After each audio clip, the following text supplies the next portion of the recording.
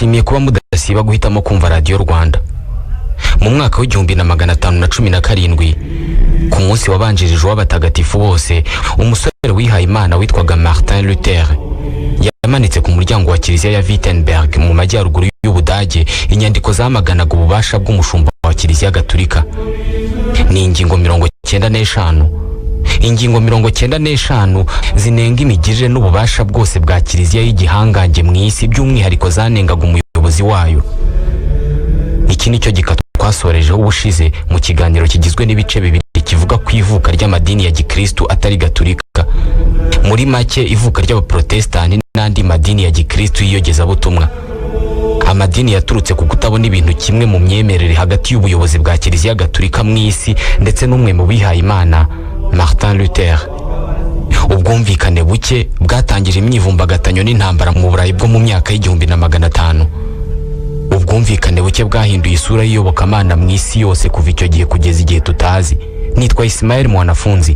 Mu gice giheruka twagarukiye aho Martin Luther, umudage wari warihaye Imana yarasezeranye kutazahemukira Kiliziya Gatolika, yari amaze gushyira hanze inyandiko zirimo ingingo 95 zamagana imwe mu migirire ya Kiliziya n'abayiyoboraga. Imigirire yari yiganjemo gushaka ubutunzi buvuye kubemera, ahanini binyuze mu kugurisha ubutumwa bwiza, babwirwa ko ushaka ubwami bw'Imana agomba kugira amafaranga atanga.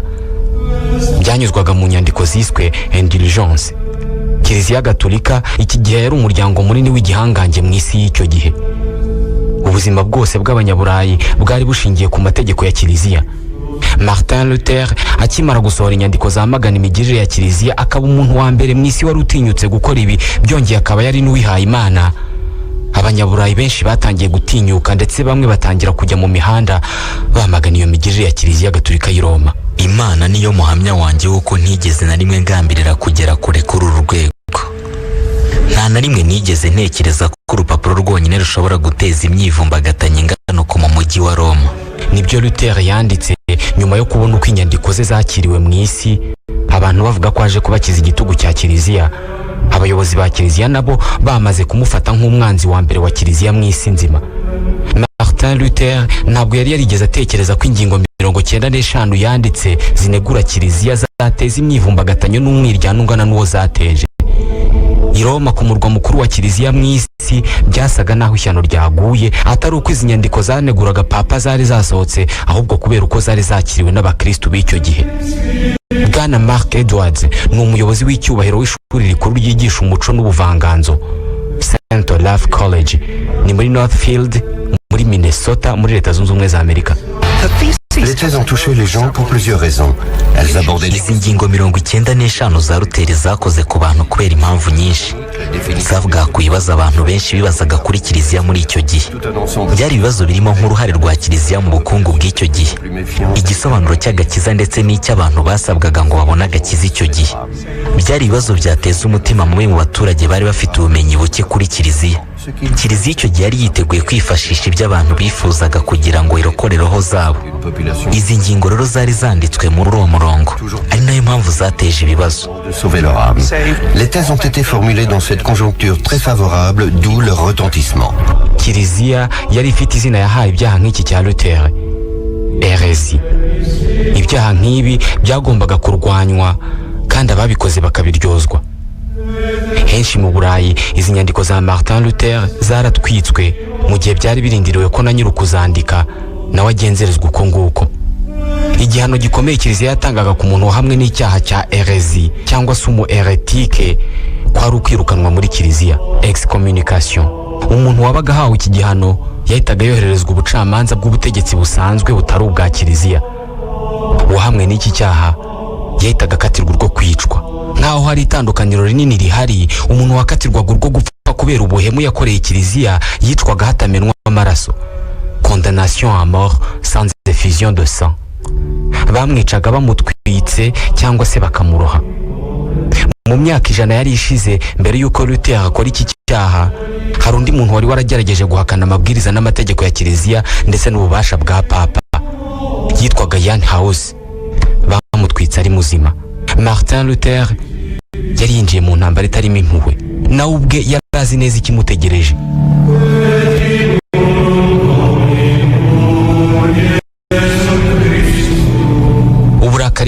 kiliziya n'abayitegeka bwasaga n'ubudateye Martin Luther ubwoba na buke. Kuri we yasaga n'ubonye ingufu n'impamvu ifatika yo guhangana. Impamvu atatewe ubwoba n'ibyashoboraga kumubaho nuko kuva kera yari yarizeye ko kuba umukristo mwiza ari ukwemera kubabazwa. Yavugaga ko ibyamuvugwagaho bibi byose byashimangiraga umuhamagaro we nk'umuhinduramatwara. Yahanganye na kiliziya ku kigero nta wundi muntu wari warigeze ageraho mu guhangana nayo mbere. Papa yasabye ko Luther yisubiraho ku ngingo 95 yari yaramaze gutangaza. Umusore muto wihaye Imana ibarabyanga. Papa yahise amwoherereza umukardinale ngo amuhate ibibazo. Martin Luther yanga kuva ku izima. Bidasubirwaho Luther yahise ashinjwa herezi, ubugambanyi kuri kiliziya. Uwihaye Imana aguma ku izima, ahubwo nawe asaba ibisobanuro. Ndasaba ko bansobanurira mu buryo bwumvikana budaca ku ruhande, bugaragara budasobanye, buhamye butanyura ibintu hejuru icyo heretike bishatse kuvuga. Ikibazo gikomeye kiliziya yisanzemo nuko uko yageragezaga gucecekesha Luther niko Martin Luther yarushagaho kumva ko afite akazi kenshi ko kurangiza, ko afite mission yo kuzuza. Nifuza kugira ubwisanzure busesuye ndetse no kutaba umucakara w'ubutegetsi ubwo ari bwo bwose, urwego, kaminuza cyangwa papa. Nisanze ntegetswe kuvugisha ukuri, atari ukuvugisha ukuri byonyine, ahubwo no kukurwanira nkoresheje amaraso yanjye ku kiguzi cy'ubuzima bwanjye. Uwihaye Imana ukiri muto yari yiteguye gupfa. I Roma inyandiko za Luther zari zikomeje kuzamura uburakari. Papa Leon X yahise afata icyemezo cyo gukoresha ububasha ahabwa n'amategeko asezerera Martin Luther muri kiliziya gatolika, excommunication. Mu kwirukana Luther muri kiliziya, Papa Leon X yari yicaje Luther ku ntebe y'abaturage basanzwe batari abagatolika kugeza apfuye, kandi yaramusabiye umuriro w'iteka. Ku mukristo kwirukanwa na Papa muri kiliziya byabaga bivuze ko witeguye kuzajya mu muriro utazima keretse uramutse uje kwiyunga na kiliziya mbere y'uko upfa. Inyandiko yirukana Luther yandikiwe i Roma, irasinywa, iterwaho kashe. Inyandiko zivuga kuri iyi nkuru zivuga ko Papa Leon X yakundaga guhiga, yahigaga amasatura. No mu ibaruwa yirukana Martin Luther muri kiliziya hari harimo amagambo agaruka ku buhigi bw'amasatura. Igaragaze nyagasani, dore isatura yasohotse mu ishyamba ije kwangiza imizabibu yawe. Tugomba gufata ingamba zo kurwanya uyu Martin Luther kugira ngo acirwe urubanza rwo kuba yatinyutse kwitwara nk'umugambanyi. Uru rupapuro baruteyeho kashe ya Papa yari irimo igishushanyo cy'imfunguzo ebyiri za Mutagatifu Petero zinyuranyemo, maze barushyira ahagaragara. Ibi byari bivuze ko Martin Luther, umusore muto wihaye Imana wigumuye, yashoboraga gufatwa igihe cyari cyo cyose. Yashoboraga gufatwa n'umuyobozi uwo ari we wese muri kiliziya cyangwa se umuyobozi w'urundi rwego mu butegetsi bwa leta. Gusa mu gihe Papa Leon X yasaga n'utegurira Luther igihano gikomeye cyane, Martin Luther nawe yahise avumbura ko muri iyi ntambara afitemo intwari ikomeye. Luther yari yarabonye uburyo imprimante cyangwa se uburyo kuba hari haravumbuye ikoranabuhanga ryo gusohora inyandiko nyinshi byari byaratumye ingingo ze 95 zikwira mu Budage bwose mu gihe gito. Niba uyu munsi ubona uburyo internet yoroheje itumanaho, ni nako imprimante cyangwa se gushobora gufotora inyandiko byari bimeze mu myaka y'1500. Imprimerie yari internet yo mu gihe cya Luther. Kugira ngo movement cyangwa se umuryango runaka ufite icyo uharanira utera imbere umenyekane, byari ngombwa cyane ko ibitekerezo byawo bikwirakwira. Luther yari azi neza inyungu ziri mu kuba haravumbuwe ikoranabuhanga rigeze ibitekerezo ku bantu benshi mu gihe gito. Martin Luther afatwa nk'umucengezamatwara cyangwa se umupropagandiste wa mbere wabayeho mu mateka. Niwe muntu wa mbere wakoresheje uburyo bw'itangazamakuru rikoresheje ikoranabuhanga ryavutse bwa mbere. Luther yahise yandika indi nyandiko nshya ayita Le Manifeste à la Noblesse Allemande. Yari inyandiko yandikiye abategetsi b'u Budage abasobanurira iby'ingingo 95 yanditse anegura kiliziya, ariko anagaragaza uko ibintu byakagombye kugenda. Hamwe n'iyi nyandiko, Martin Luther yasaga n'ukubisa ababaza Papa wa kiliziya ndetse na kiliziya ubwayo. Yasaga n'ubakubisa ababaza kuko kuri iyi nshuro ntabwo yari yandikiye abayobora kiliziya, ahubwo yari yandikiye abafite mu biganza ubutegetsi bw'u Budage. Yasaga n'utangiye kwita ku birebana na politike. Yarazi neza ko niba ashaka impinduka muri kiliziya agomba kunyura ku bafite ubutegetsi mu isi. Iki gihe Ubudage bwari igihugu kinini kigizwe na za leta nyinshi zigenga imwe ku giti cyayo. Buri leta yategekwaga n'umwami wayo. Izi leta zose hamwe zahuriraga hamwe zigakora ubwami butagatifu buromani bw'Ubudage, la Saint Empire Romain Germanique. Buri imwe muri izi leta zari zigize ubu bwami iyo ishaka guhangana n'amategeko ya kiliziya buri imwe ku giti cyayo, icyo gihe ntabwo byari gushoboka. Muri Manifeste à la Noblesse Allemande, Luther yasobanuye mu nyandiko uburyo Roma yakuraga amafaranga menshi mu Burayi mu buryo budasobanutse. Mu buryo budakwiye amafaranga y'Ubudage ahora aguruka akarenga imisozi ya Alpes. Yashyize hanze imikorere ya Papa Leon X. Avuga uburyo Papa afite ibihumbi by'abanyamabanga n'abandi bakozi bashinzwe kumwitaho. Avuga uburyo Papa agize aho akenera kwerekeza mu mujyi wa Roma aherekezwa n'ibihumbi by'abantu bashinzwe kumwitaho. Ibi byose Luther yabikoze ashaka kugaragaza icyo amafaranga abakristo b'Abadage baha kiliziya akoreshwa. Mu buryo bweruye, Martin Luther yasabye abategetsi b'Ubudage guhaguruka bakarwanya imigirire y'umushumba wa Kiliziya Gatolika n'abandi bayobozi ba Kiliziya. Njye mbona umuti wonyine ushoboka ari uko umwami w'abami, abami n'ibikomangoma bafata intwaro bagatera ibi byonnyi, bakabirwanya badakoresheje amagambo gusa, ahubwo bakoresheje intwaro. Amagambo yo kwigumura no gusaba gutangiza intambara. Yavuze ko ikibazo Kiliziya ifite kitareba abihaye Imana n'abemera gusa, ahubwo kireba Abadage bose muri rusange. Yarakoze icyiswa démocratisation de la religion, gufata iyobokamana ukarishyira mu maboko ya rubanda. Iki gikorwa cy'ubuhinduramatwara cyari kigiye kumuzanira umusaruro w'ako kanya, kuko cyatumye ava mu nzara za Kiliziya, urubanza n'igihano cyo gupfa. La Saxe, ariyo leta Martin Luther yari atuyemo, yategekwaga na Prince Frederick. Uyu banamwitaga Le Sage, inararibonye. Niwe wari waranashinze kaminuza ya Wittenberg, ari nayo wihaye Imana wigumuye Martin Luther yigishagamo. Prince Frederick mu buryo bw'ibanga yaje guhinduka umurinzi cyangwa se kuba umuntu ukingira ikibaba Martin Luther. Intambwe ya mbere itanga icyizere cyo gutsinda kuri Martin, kugira umutegetsi umwe umushyigikira. Prince Frederick yanze gutanga Luther ku bayobozi ba Kiliziya. The motives of Friedrich the Wise are something of an Icyateye Prince Frederick Le Sage gukingira ikibaba Luther kugeza n'ubu kiracyari amayobera. Ndatekereza ko yumvaga atewe ishema no kuba muri leta ye harimo wihaye Imana w'icyamamare nka Luther, kandi kaminuza ye nayo yungukiraga mu kuba ari yikoramo Luther. Luther yaratangiye gufatwa na bamwe nk'ishema rya Saxe. Wenda nk'uko byumvikana ntabwo bwari uburyo bwiza bwo kwamamara, ariko nibura cyari icyizere ko rimwe kaminuza ya Wittenberg izafatwa nka kaminuza ikomeye. Ni Bwana Ewan Cameron, akora mu ihuriro ry'ibigo byigisha iyobokamana muri New York muri Leta Zunze Ubumwe za Amerika. Prince Frederick yaraniteguye gushyira mu bikorwa bimwe mu byanditswe mu nyandiko ya Luther yaherukaga kujya hanze, Le Manifeste à la Noblesse Allemande. Ni inyandiko yasabaga abategetsi ba leta gutangira gukurikirana uko Kiliziya yakoreshaga amafaranga ikura mu baturage. Mu 1519 Prince Frederick yasuwe n'umuntu wari ukomeye kurusha abandi bose mu Burayi bw'icyo gihe, umwami w'abami w'Abaroma Charles Quint. Uyu yari umwami ukiri muto wari wimye ingoma vuba aho ngaho, ariko muri iyi myaka ye mike Martin Luther yaramuteye ikibazo. Charles Quint yari umugatolika ukomeye. Ubwe yifataga nk'umurinzi w'ukwemera kwa nyako, yifataga nk'umutegetsi uhagarariye inyungu za Kiliziya, yibonaga nk'impirimbanyi iharanira iyubahirizwa ry'amahame ya Kiliziya. Gusa nibwo yari akimara kwima ingoma afite imyaka 19 y'amavuko. Yari afite akazi kenshi ko gukora, kandi ntabwo yashakaga ko uruhande yari abogamiyemo ruteza ibindi bibazo. Mu gusura Frederick de Saxe, Frederick yabashije kumukuraho ubwumvikane bwa politike. Bumvikanye ko Luther atazashyirwa mu maboko y'abayobozi ba Kiliziya mbere yo guhabwa umwanya ngo yisobanure imbere y'umwami w'abami mu nama ikomeye cyane yahuzaga abami ba za leta. Inama yitwaga La Diète de Worms. Iki cyari ikigeragezo gikomeye cyane kuri Martin Luther. Frederick niwe wasabye ko Luther ajya gusobanura ingingo 95 yanditse zinegura Kiliziya n'ubuyobozi bwayo, akazisobanura imbere y'imwe mu nteko zari zikomeye mu Burayi bwose. Ibi byagereranywaga nk'uko bagutuma imbere y'inteko y'umuryango w'ubumwe bw'Uburayi. Byari biteye ubwoba, ariko yari amahirwe Luther atari kureka ngo amucike.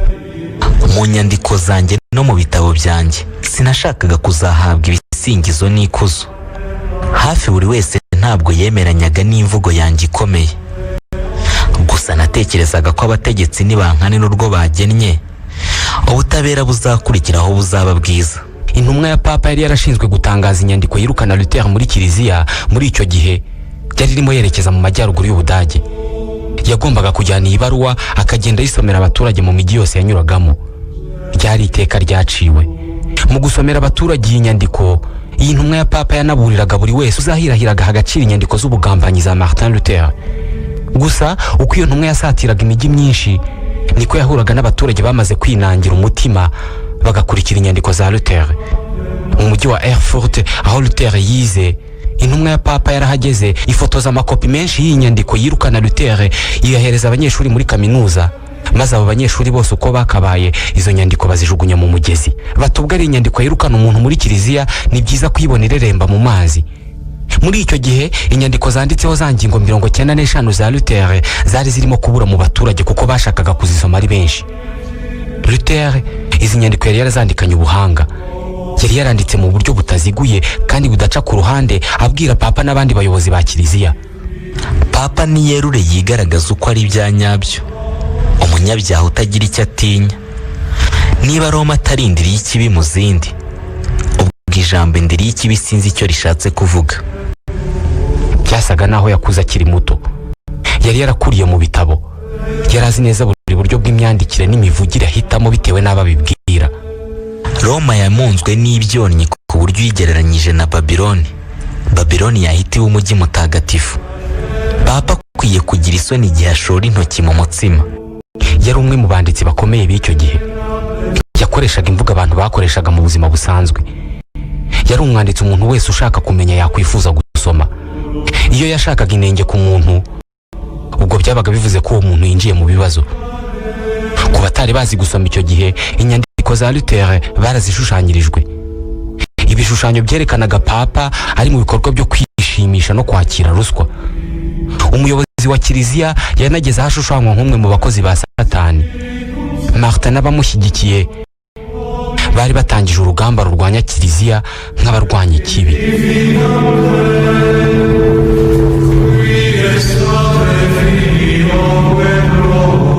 Martin Luther yari asigaranye amezi make mbere y'uko rendezvous yahawe na Charles Quint imbere y'inteko ya Worms igera. Yari azi neza ko mbere y'uko icyo gihe kigera, inyandiko ya Leon X imwirukana muri kiliziya izaba yaramugezeho. Ikintu kimwe yari asigaje gukora ni ukugaragaza uburyo bushya yifuza ko kiliziya ivuguruye yakoramo. Iki nicyo gikorwa cyari kigiye kureka kumugira umuntu wazanye impinduka mu myemerere ya Gikristo, ahubwo kikamuhindura umuhindura amatwara ukomeye cyane. Yahise atangira kwandika indi nyandiko nshya, La Captivité à Babylone, ukuboherwa i Babuloni.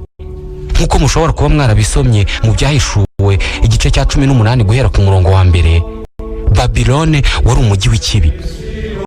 Mu nyandiko La Captivité à Babylone, Martin yavugaga ko kiliziya yashimuswe maze igafatirwa bugwate mu mujyi wa Babylone. Yavugaga ko kiliziya yashimuswe n'itsinda ry'abatekamutwe kandi ko bikenewe cyane ko kiliziya ibohorwa. Martin Luther yararimo arajya kure. Yatangiye no kwamagana uburyo amasakaramentu yatangwagamo. Kuri kiliziya gatolika, umuntu ntashobora kubona agakiza ngo azajye no mu bwami bw'ijuru igihe atakurikije imwe mu migenzo ya Gikristo. Uko ari 7, amasakaramentu ava ku kubatizwa umuntu akivuka akageza ku gusigwa kw'abarwayi, extrême onction, ubwo umuntu aba agiye gupfa. Aya masakaramentu kandi aba agomba gutangwa n'umusaserodoti wahawe uburenganzira na kiliziya ubyemerewe. Martin yashatse aya masakaramentu muri Bibiliya abasha kubona 2 yonyine, Eucharistia ndetse na batisimu. Muri Captivité ya Babylone, Luther yanditse ko batisimu ariyo yinjiza umuntu mu bantu b'Imana, hanyuma Eucharistia ikaba uburyo bwiza bwo gushimangira ukwemera kwawe binyuze mu mubiri wa Kristo n'amaraso yatumeneye twebwe abanyabyaha. Kuri Luther, andi masakaramentu 5 asigaye nayo kiliziya yihimbiye, rero agomba kuvaho. Yavuze ko kiliziya yahimbye aya masakaramentu igamije kugumishaho ubudahangarwa bw'umusaserodoti bwo kuba hagati y'Imana n'umuntu. Mu gihe kuri we isano iri hagati y'Imana n'umwemera ikwiye kuba mu buryo butaziguye. Umuntu ku giti cye akisabira Imana ibyo ashaka, by'umwihariko kwicuza. Njye mvuga ko yaba papa, yaba umwepiskopi cyangwa undi muntu wese wahawe ububasha n'abandi bantu, nta n'umwe muri abo ufite uburenganzira bwo gushyiraho n'agace k'itegeko kagenga umukristo. Abemera bose ni abasaseridoti b'Imana. Akoresheje ibaba na wino, Martin Luther yarahanaguye imigenzo ya gikristo yari imaze ibinyejana by'imyaka. Yaragabanije ububasha bwa kiliziya bwo kuba inzira imwe rukumbi igera ku Mana. Mu itumba ryo mu 1520 yabaruwe yirukana Luther muri kiliziya ivuye kwa papa, yarashyize imugera mu biganza. Gusa amazi yari yaramaze kurenga inkombe kuko kwigumura kwa Luther kwari kwaramaze guteza imyivumbagatanyo mu Burayi bwose. Yafashe ibaruwa imwirukana muri kiliziya, ayizinga neza cyane yitonze, ayirambika mu muriro ugurumana. Kubera ko wangije ukuri gutagatifu, ndasaba ko umujinya mutagatifu gushwanyaguza binyuze muri uyu muriro. Nta bwoba mfite, ndumva nshimishijwe no kuba nshobora kuzababazwa kubera iyi mpamvu ntagatifu. Kwari nko kubwira kiliziya ati njyewe mfite ukuri, mwebwe muri mu buyobe, nimuze mumfate. Amahame ye abantu bari baramaze kuyizera. Yari afite ibihumbi by'abantu biteguye kumukurikira, batari bagifite itegeko na rimwe bubahiriza rivuye i Roma. Gusa yari yiteguye urundi rugamba rukomeye kurusha izindi muri iyi ntambara yari yaratangije, kwisobanura imbere y'abategetsi b'ubwami butagatifu bw'Abaroma, imbere y'inteko ya Worms. Mu myaka 25 ishize nagiye i Worms, ngenda afite ubwoba bw'uko isaha yanjye ya nyuma ishobora kuba yageze. Narahiye ko umwami w'abami nantumira ashaka ko nisubiraho ku myemerere yanjye ntazamwitaba, ariko nampamagara kugira ngo anyice, ubwo butumire nzabwitabira nishimye cyane. Ku itariki ya 2 z'ukwezi kwa 4 mu 1521, Luther yahagurutse Wittenberg yerekeza i Worms. Ku mugongo w'indogobe yamaze ibyumweru 2 mu nzira. Yaraherekejwe n'umusirikare yohererejwe n'umwami Charles Quint. Inshuti za Luther zakoze byose bishoboka ngo zimubuze gukora urwo rugendo kuko bari bazi ko atazagaruka ari muzima. Mu nzira anyura mu bice byinshi by'Ubudage, Martin Luther yatangiye kubona uburyo we n'inyandiko ze babaye ibyamamare. I Erfurt, hahandi yize, inama y'abakristo yateguye ibirori bikomeye bizamukorerwa nahanyura. Frankfurt yahundagajweho impano n'abanditsi bose bo mu mujyi. Yari umwe mu banditsi basomwa cyane mu Burayi. Uko yagendaga asatira Worms, yisangaga mu mayira abiri. Yari afite ubwoba bw'ibizamubaho niyisobanura imbere y'abami bategekaga Burayi n'abandi bategetsi. Ku rundi ruhande yabonaga ko abaturage bamukunda. Mu gitondo cyo ku itariki ya 16 z'ukwa 4 mu 1521, Martin Luther yakandagiye mu mujyi wa Worms. Uburyo yahabonye akihagera byamugumye mu mutwe. Ikivunge cy'abantu bari baje kunyakira, umujyi wose wari mu mihanda. Nari mperekejwe n'abarwanyi bantambutsaga ku miryango y'umujyi. Hari umupadiri waje yiruka ansanga, akajya nkorakoraho nkaho ndi umutagatifu. Intumwa ya papa yari Worms. Icyo gihe yanditse ko abatuye umujyi bose bari mu mihanda bashaka kureba Luther, kandi nibura abantu 9 ku 10 mu baraho barasakuzaga bati harakabaho Luther.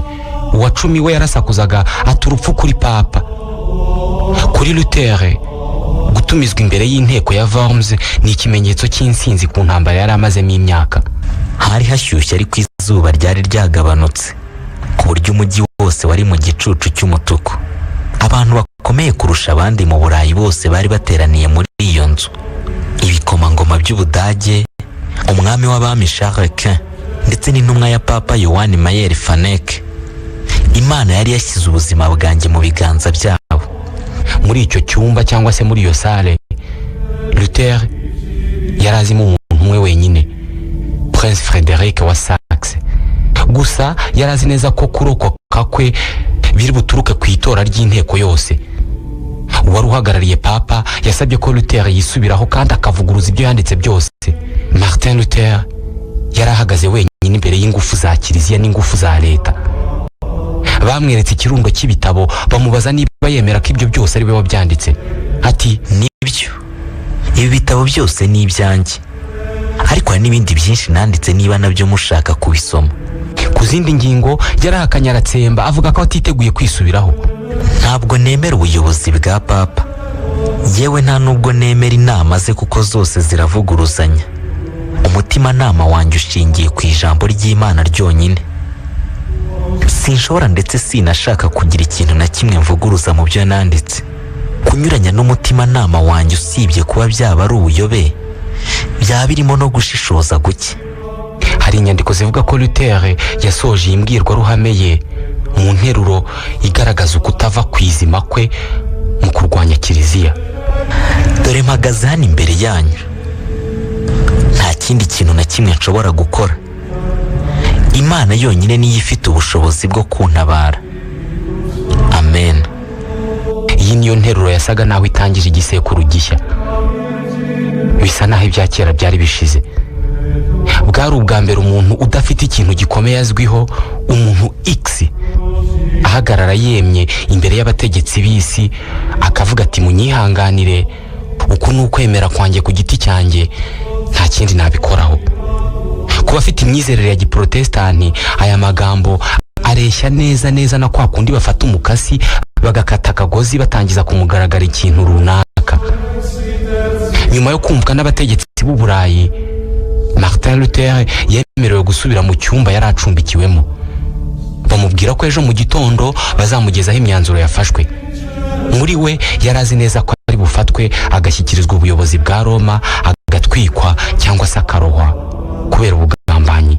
Nyamara igisubizo bamuzaniye cyari gihabanye cyane n'ibyo yakekaga. Inteko rusange ntabwo yabashije gutora yose nk'uko itegeko ryabitegekaga. Mu bifashe hari harimo umurinzi we w'ibihe byose, Prince Frederick de Saxe. Luther yahise ahabwa uburenganzira bwo gutaha agasubira i Wittenberg nta mpungenge. Ariko Prince Frederick de Saxe yanga ko ataha, amushyira ahantu hizewe umutekano muri Chateau de la Wartburg. Iyi ni inzu uyu munsi abakristo b'abaprotestanti bagisura nk'ahantu hatagatifu. Muri iyi nzu niho Luther yamaze iminsi asemura Bibiliya, ayikura mu Kilatini ayishyira mu Kidage. Igihe yari muri ibi, inkuru yo gushira amanga kwe imbere y'abategetsi b'u Burayi yakwiriye hose ku muvuduko w'umukungugu. Yari arimo guhinduka intwari mu Burayi, umugabo uhagarariye impinduramatwara yabyaye abaprotestanti. Yabigaragambya mu buryo bwangiza, nabo bari abakozi ba Sekibi. Nta kintu na kimwe gicagase cyabaga kuri Luther. Iyo yabaga yakunze, kwabaga ari ugukunda mu gisobanuro cya nyacyo cy'ijambo. Iyo yabaga yanze, rwabaga ari urwango rwumvikana kandi rugaragara nk'urwango. Impinduka zari zizanywe na Luther zahise zikwira hose, bazita protestantisme. Abemeye kujya muri uyu muryango mushya wa gikristo babita abaprotestant. Batangiza amashami mu Budage bwose, bakurikizaho Ubufaransa, Ubuholandi n'ahandi. Muri buri gihugu uyu muryango wakoraga mu buryo bwawo bwihariye. I Geneve mu Busuwisi, uwitwa Jean Calvin yatangije uyu muryango ariko ugendera ku matwara akaze cyane. Nk'urugero, kudafata amwe mu masakaramentu bagucaga amafaranga. Mu Bwongereza byasabye ko habaho intambara ikomeye yaguyemo benshi kugira ngo Cromwell ashobore gushinga mu by'ukuri cyagombaga kuba leta ya giprotestani. Uburayi bwa gikristo gatolika bwo bwari bwarabayeho. Luther ntabwo yongeye kuva aho yari atuye mu Budage. Yashatse umugore wahoze yari yarihaye Imana, Katharina von Bora, babyarana abana benshi. Mu 1546 umwe mu mpirimbanyi zikomeye zabayeho mu burenganzira bw'abantu, Martin Luther, yapfuye yishwe n'indwara y'umutima. Benshi muri mwe asiga bagize abaprotestani. Nyuma y'urupfu